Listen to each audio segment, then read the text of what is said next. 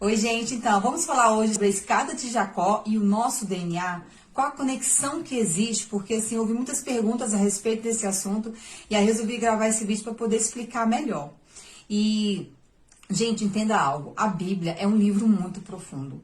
Às vezes a gente lê e fica, mas tá, a escada de Jacó, os anjos subiam e desciam, tá. Mas, gente, existe muita profundidade. A visão que Jacó teve é para nossa geração, porque hoje nós conseguimos decodificar aquilo que foi mostrado a ele, né, em um sonho, onde ele via anjos descendo e subindo, uma escada posta no céu. Ali é um acesso dimensional entre céus e terra. O DNA, ácido desoxirribonucleico, é uma molécula presente no núcleo das células que carrega toda a informação genética. Ele foi descoberto em 1869, mas teve a sua estrutura descrita apenas em 1953. O modelo utilizado para descrever a estrutura de DNA foi chamada de dupla hélice. Nesse sentido, o DNA pode ser comparado a uma escada em caracol, onde as bases nitrogenadas formam os degraus e as cadeias de açúcar e fosfato são os corrimões. Engraçado, né, gente? A mesma visão que Jacó teve há 2000 anos antes de Cristo, na era dos patriarcas. O DNA é um livro interdimensional. Não é somente o responsável pela construção do nosso corpo, mas ele também atua como um armazenador de dados e comunicação. Vou mostrar para vocês uma reportagem que vai exemplificar isso melhor. O DNA pode revolucionar o armazenamento de dados, entenda. O crescimento exponencial na produção de informação digital pode nos levar, nos próximos anos, a um esgotamento do espaço de armazenamento disponível no mundo. Pesquisadores acreditam que a solução pode estar onde? No DNA, capaz de guardar muito mais dados em volumes muito menores. Essa alternativa já é considerada há anos, mas em junho a startup americana anunciou avanços no desenvolvimento da tecnologia e prometeu torná-la economicamente viável. E a gente vai agora para uma reportagem da Microsoft, onde ela conseguiu guardar vídeo de 200 MB em DNA. Então, você percebe que isso já é possível, por quê? Porque ele é um livro que contém informações. E como é feito isso, né? Como é que eles fizeram? Os dados são transformados em letras correspondentes às 4 bases do nucleotídeo de uma tira de DNA. O A de adenina, C de citosina, guanina e timina. Então, gente, eles passam esses dados para a empresa, que traduz essas letras ainda em forma eletrônica para moléculas e envia de volta para os pesquisadores. É bem louco, né? Tudo isso, mas é possível. Então, gente, deu para perceber que o DNA é um livro. Ele contém informações. E agora a gente vai compreender o que a Bíblia diz sobre esse livro. Em Salmo 139 diz: os teus olhos viram o meu corpo ainda informe, e no teu livro todas essas coisas foram escritas, as quais em continuação foram formadas. Então existe um livro registrador, onde tudo é escrito, e tudo que acontece conosco é anotado, porque em Salmo 56 diz: registra tu mesmo o meu lamento, recolhe as minhas lágrimas em teu odre, acaso não estão anotadas em teu livro? E aí, para a gente compreender isso, eu vou ler para vocês uma reportagem do El País, que diz o seguinte: toda a informação necessária para montar e operar um ser vivo, desde os seus componentes moleculares mais básicos, pode ser escrita em um pedacinho de papel com apenas 4 letras. O texto é o genoma completo do organismo. O alfabeto são as chamadas bases nitrogenadas, unidades químicas emparelhadas que formam cada porção da dupla hélice do DNA. Adenina, timina, citosina e guanina. E aí, Apocalipse 20, 12 nos diz: e vi os mortos, grandes e pequenos, que estavam diante de Deus, e abriram-se os livros, e abriu-se outro livro, que é o da vida. Então, gente, por aí a gente percebe que existe um livro onde tudo é escrito ao nosso respeito, as nossas ações. E hoje dá pra gente entender totalmente que esse livro é o nosso DNA. Todas as nossas ações estão escritas no DNA. E eu provei para vocês, através de reportagens, que isso é possível, porque ele é um código, ele é um livro interdimensional, que pode ser escrito, que pode conter informações. Então, agora que nós compreendemos o que é o DNA, que é um livro interdimensional, que lá está escrito tudo ao nosso respeito, todas as nossas ações, as nossas palavras estão lá. Essas informações estão conectadas ao DNA. Porque a gente lê e fica, né? A gente lê, às vezes, a Bíblia e fica imaginando que tem um livro no céu onde o anjo com a pena está anotando tudo que a gente está fazendo. Mas existe muita profundidade nas escrituras. E hoje, com as informações que nós temos, por exemplo, da decodificação do DNA, da estrutura dele, a gente pode compreender, e eu mostrei para vocês através de reportagens que ele é sim um armazenador de dados. Existe uma escrita no DNA. E a Bíblia já mostrava isso, só que a gente não tinha compreensão. Gênesis 28 diz: Jacó sonhou e eis uma escada posta na terra, cujo topo tocava nos céus. Então aqui a gente percebe um acesso dimensional entre céus e terra. E eis que os anjos de Deus subiam e desciam por ela, por essa escada, por esse acesso dimensional entre o celestial e o natural. Anjos no hebraico significa malar, mensageiros. A gente até lembra, né, do RNA, mensageiro.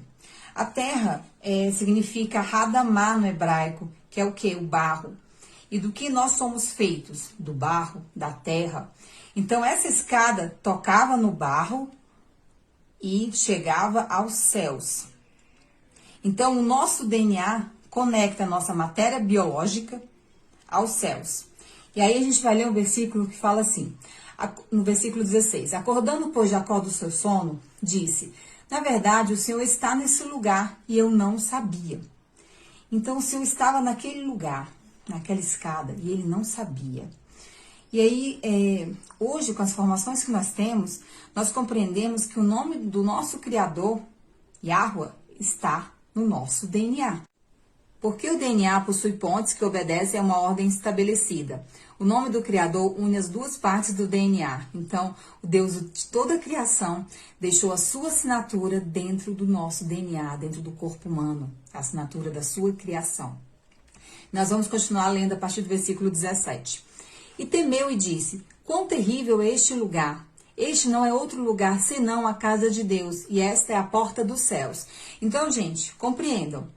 Jacó estava dizendo que no lugar onde ele tinha visto essa escada, né, que fazia esse acesso dimensional entre céus e terra, que hoje compreendemos com as informações que temos, que ela representa o nosso DNA, que também possui uma estrutura de escada, ele está dizendo que esse lugar não é outro senão a casa de Deus. Compreenda. E aí nós vamos ler Hebreus 3. Moisés foi fiel em toda a sua casa como servo, para testemunho das coisas que se haviam de anunciar. Mas Cristo como filho sobre a sua própria casa, a qual casa somos nós. Então nós somos a verdadeira casa do Altíssimo. Nós somos o verdadeiro templo do Criador. Por quê? Porque o seu Espírito habita em nós. Então, Jacó estava falando sobre o nosso corpo. É tanto que ele diz no versículo 19, e chamou o nome daquele lugar Betel. E Betel significa o quê, gente? Casa de Deus. Então ele estava tendo uma visão sobre a verdadeira casa de Deus, que somos nós. E o que existe dentro de nós? O nosso DNA, que faz essa conexão entre os céus e a terra. Perceba o quão profundo isso é. Somos uma porta para o céu através da conexão com o DNA. 1 Reis. Salomão edificou a casa do Senhor.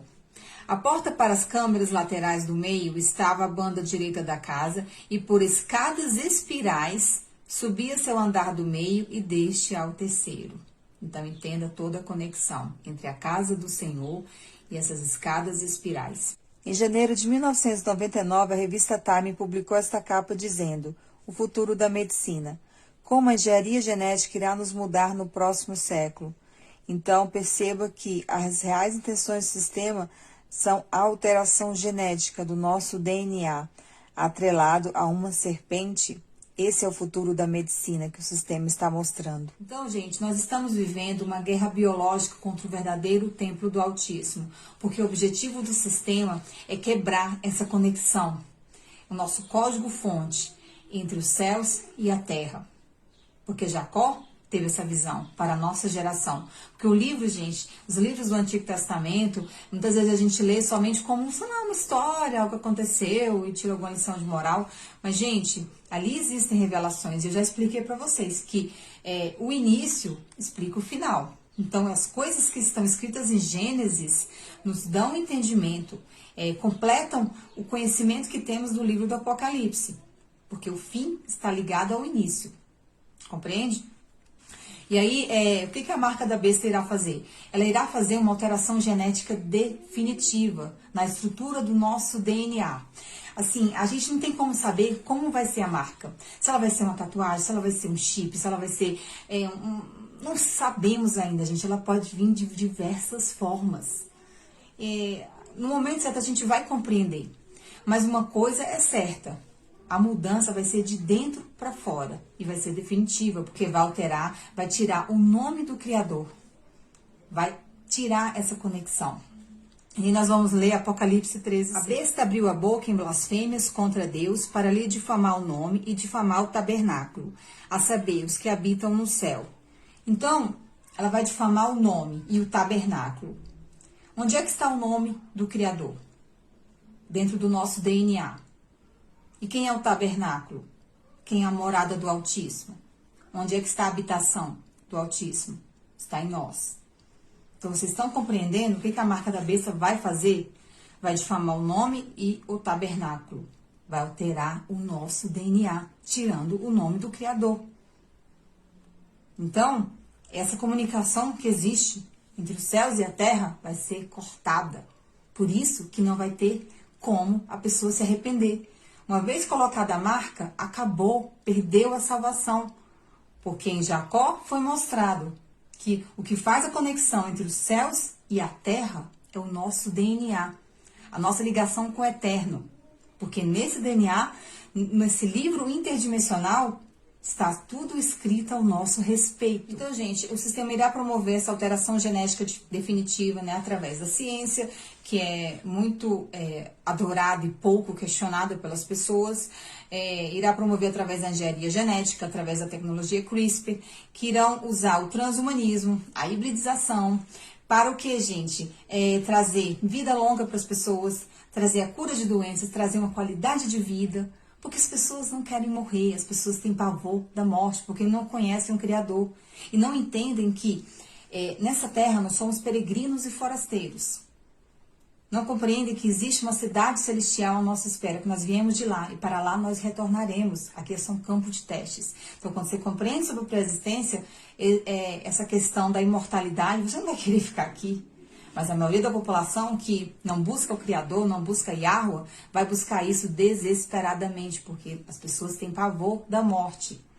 E aí vão enfrentar a última tentação da humanidade, a mesma que Eva enfrentou no Jardim do Éden. Por quê? A serpente disse à mulher, né? É certo que não morrereis.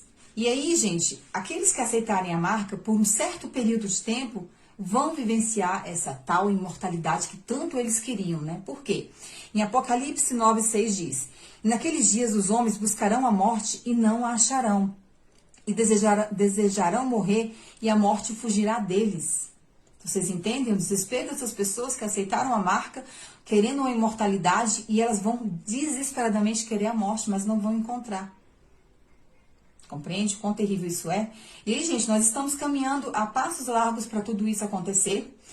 Por exemplo, existem reportagens que já dizem que até o ano de 2045 seremos imortais. Outros dizem assim, humanos poderão comprar a imortalidade a partir de 2050 e a engenharia genética está próxima de alcançar o seu santo graal, tornando os homens imortais. Então, gente, tudo está conectado ao DNA. Gênesis e Apocalipse, a Bíblia é um livro também de conduta genética. E assim, não existe nada de novo debaixo do sol. E tudo que aconteceu naquele período antediluviano, nos dias de Noé, irá retornar com força total, inclusive pior, porque no livro de Enoque mostra isso, de maneira mais forte, agora no final dos tempos. E tudo está ligado à alteração genética no DNA humano. Então, guarde, conserva o que você tem, para que você não perca a tua coroa. E aí eu vou finalizar falando o que Paulo escreveu.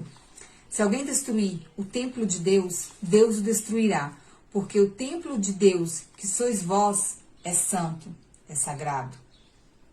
Então proteja o teu DNA, porque ele é que faz a conexão entre os céus e a terra. E foi isso que o Criador quis mostrar através da visão de Jacó. Então é isso, gente. Fiquem na paz do Eterno.